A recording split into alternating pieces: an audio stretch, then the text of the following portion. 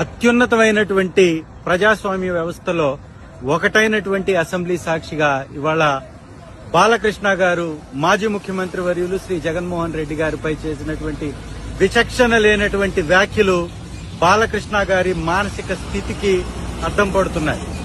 గతంలో సొంత వ్యక్తిగత జ్యోతిష్యుడి మీద, సినిమా నిర్మాత మీద కాల్పులు చేసి నా మానసిక స్థితి బాగలేక చేశానని సర్టిఫికేట్ ఇప్పించుకున్నటువంటి ఈ బాలకృష్ణ గారు మతి భ్రమించి కళ్లు నెత్తికెక్కి అధికార మదంతో మాట్లాడినటువంటి ఈ వ్యాఖ్యలు తీవ్ర ఆక్షేపణీయం.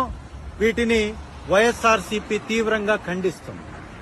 ఇవాళ సైకో అని మాట్లాడుతున్నటువంటి బాలకృష్ణ గారి స్థితి ఏంటి, మానసిక పరిస్థితి ఏంటి, అతని యొక్క వ్యక్తిగత విషయాన్ని గాని మనం మాట్లాడాల్సి వస్తే నిజంగా తల ఎక్కడ